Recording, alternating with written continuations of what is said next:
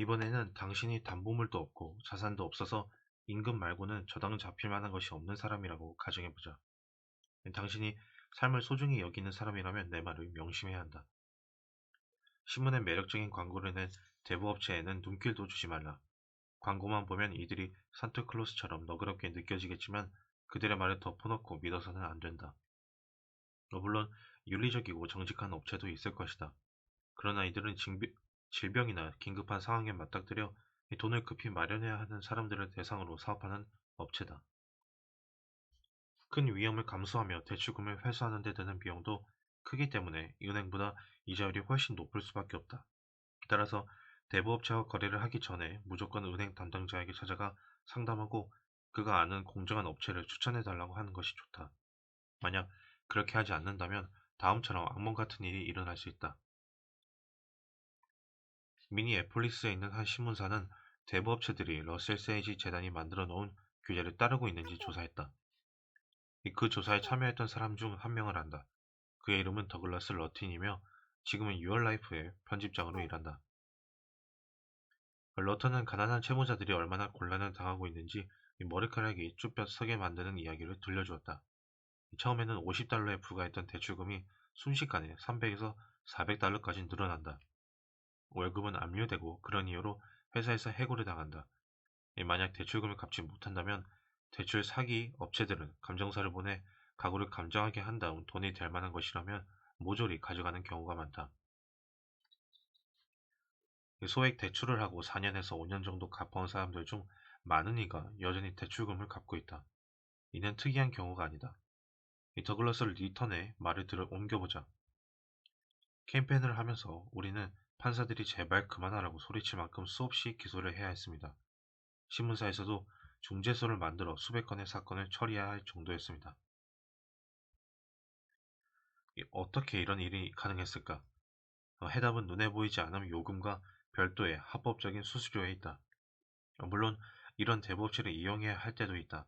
일말의 의심도 없이 돈을 당장 갚을 수 있다고 확신한다면 이 대부업체의 이자율은 상당히 낮기 때문에 쉽사리 더 돼서 빠져나올 수 있다. 하지만 대출 기간을 계속해서 갱신해야 한다면 이자율은 아인슈타인마저 머리가 빙빙 돌 만큼 엄청나게 솟구칠 것이다. 이 더글라스 러턴은 별도의 수수료가 원래 대출에 비해 2000% 더 많은 경우, 다시 말해 은행보다 500배 더 많은 경우도 있다고 했다. 이 규칙 이유, 질병, 화재, 긴급 상황에 대비해 보험을 든다. 이 보험은 비교적 적은 비용으로 불이나 사고나 재해에 대처하게 해준다. 이 욕조에서 넘어지거나 풍진에 걸리는 등 모든 경우에 대비해서 보험에 들라는 말은 아니다. 다만 수습하는 데 돈이 지나치게 많이 들어 걱정할 수밖에 없는 커다란 사고는 미리 대비해야 한다.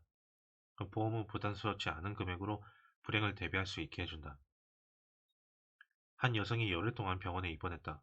그런데 퇴원할 때 청구서를 보니 $8가 적혀 있었다. 비결이 무엇일까? 그녀가 의료보험에 가입했기 때문이다. 규칙 7. 생명보험금이 아내에게 현금으로 지급되지 않도록 한다. 당신이 사망한 후 가족에게 보험금이 지급되는 생명보험에 가입했다면 절대로 일시불로 지급되도록 하지 말라. 돈이 생긴 미망인에게 어떤 일이 생길까? 메리언 에벌리 부인의 입을 빌려 답해보겠다. 그녀는 뉴욕 이스트 42번가에 있는 생명보험협회의 여성부를 맡고 있다. 그녀는 미국 전역의 여성 모임을 다니며 남편이 사망했을 때 보험금을 일시불로 수령하는 것보다는 종신소득을 받는 편이 훨씬 더 현명하다고 말한다. 최근 세상을 떠난 남편의 보험금 $20,000를 아들의 자동차 액세서리 사업에 몽땅 투자한 여성의 이야기를 들려주었다. 사업은 망했고 그녀는 무일푼이 되었다. 다른 여성은 1년의 가치가 2배는 뛴다 라는 구변 좋은 부동산업자의 말에 속아 넘어가 보험금 대부분을 공터를 구입하는 데 털어넣었다. 3년 후 그녀는 구입가의 10%밖에 안 되는 헐값으로 공터를 넘겼다. 또 한 여성은 15,000달러를 수령한 후 1년도 지나지 않아 아이들을 먹일 돈조차 없어서 아동복지회에 도움을 요청해야 했다. 이처럼 비극적인 사례가 수없이 많다. 여성이 손에 쥔 평균 25,000달러는 7년도 되지 않아 모두 사라진다. 뉴욕포스트의 경제부장인 실비아 포터가 레이디스 홈 저널에서 한 말이다. 몇 년 전 세터데이 이브닝 포스트에 이런 사설이 실렸다. 경영을 해본 적도 없고 조언을 구할 금융 전문가도 없는 보통의 여성들은 맨 처음 다가오는 말만 번드르르한 왼판원에게 너무도 쉽게 속아 남편이 남긴 보험금을 무모하게 투자하는 경우가 많다. 사기꾼의 그럴듯한 말에 넘어가 검소한 남성이 평생 동안 희생하고 절제하며 저축한 돈 전부를 모두 날려버리고 먹을 것도 없어 전전긍긍하는 여성의 사례를 변호사나 금융 전문가라면 수없이 알고 있다. 아내와 아이들을 지키고 싶다면 역사상 가장 현명한 금융가로 손꼽히는 JP 모건의 조언을 새기라. 그는 주요 수령인 16명에게 유산을 남겼는데 그중 12명이 여성이었다. 그는 이들에게 현금이 일시불로 지급되도록 하지 않고 평생 동안 매달 일정 수입을 보장하는 신탁기금에 대해 돈을 맡겼다. 규칙 8. 자녀가 돈에 대해 책임감을 갖도록 가르친다. 언젠가 유어 라이프에서 읽었던 이 내용을 평생 잊지 못할 것 같다.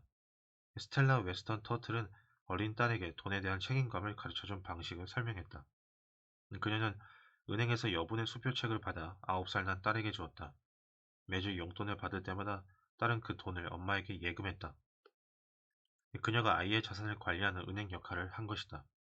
그리고 주중에 돈이 필요할 때마다 딸은 필요한 액수의 수표를 발행하고 자녀에게 얼마 남았는지 확인했다. 이 방식은 재미있을 뿐 아니라 책임감 있게 돈을 관리할 수 있도록 가르쳐 주었다. 아주 훌륭한 방법이므로 돈 관리를 가르쳐주고 싶은 자녀가 있다면 추천하고 싶다. 규칙 9. 필요하다면 요리를 해서 가외돈을 번다. 가외돈. 현명하게 지출을 관리해도 여전히 생활이 녹록하지 않다면 두 가지 방법 중 하나를 선택할 수 있다. 하나는 자책하고 짜증을 내고 걱정하고 투덜거리는 것이다. 다른 하나는 조금이라도 가외돈을 벌 계획을 세우는 것이다. 어떤 방법이 있을까? 음, 충분히 채워지지 않은 누군가의 긴급한 욕구를 충족시켜주는 것이다. 예를 들면 뉴욕 잭슨 하이츠 83번가 에 사는 넬리 스피어 부인이 했던 일이다. 1932년 그녀는 방 3개짜리 아파트에서 혼자 살고 있었다. 남편은 사망하고 두 자녀는 결혼해서 집을 떠났다. 하루는 카페에서 아이스크림을 먹는데 그곳에서 판매하는 파이가 모양도 볼품없고 맛도 형편없어 보였다. 그녀는 주인에게 수제 파이를 만들어 오면 사겠냐고 물어보았다. 그러자 주인은 2개를 주문했다. 그녀가 해준 이야기다. 요리를 잘하는 편이었지만 조지아에 살 때는 하인들이 있었기 때문에 파이를 12개 이상 구워본 적이 없었어요. 파이 주문을 받고 이웃집 부인에게 애플파이 요리법을 물어봤죠. 카페 손님들은 제가 처음 만들었던 수제 파이를 좋아했답니다. 하나는 애플파이, 다른 하나는 레몬파이였어요. 다음 날은 5개나 주문을 받았습니다. 얼마 지나지 않아 다른 카페와 작은 식당에서도 주문이 들어오기 시작했어요. 그 해에 저는 파이를 5,000개나 구웠답니다. 이 좁은 부엌에서 혼자 일하며 $1,000를 벌었죠. 재료비를 제외하고는 돈이 한 푼도 들지 않았습니다. 수제 파이에 대한 주문이 계속 밀려들면서 결국 그녀는 부엌에서 나와 가게를 차렸으며 여직원 2명을 고용해 파이, 케이크, 빵, 롤 등을 만들었다. 전쟁 중에도 사람들은 그녀가 만든 빵을 사기 위해 가게 앞에서 1시간 넘게 줄을 서서 기다렸다. 제 평생 그보다 행복했던 적은 없었습니다. 하루 12시간에서 14시간을 일했지만 전혀 피곤하지 않았어요.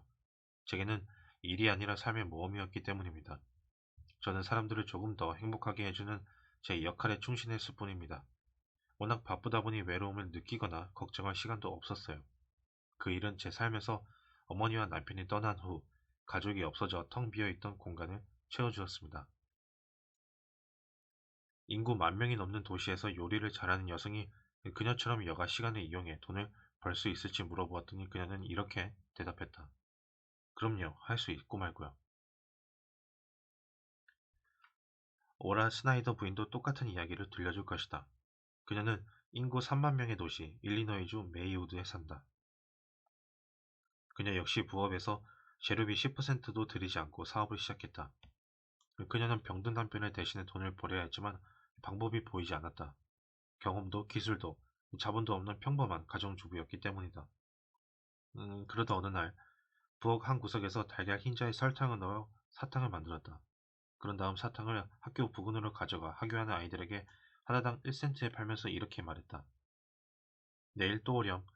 날마다 집에서 만든 사탕을 가지고 여기에서 기다릴게. 첫 주에 이미 이윤이 나기 시작했고 삶에 대한 새로운 열정도 얻었다. 자신과 아이들 모두를 행복하게 만들려고 노력하다 보니 걱정할 시간 따위는 없었다.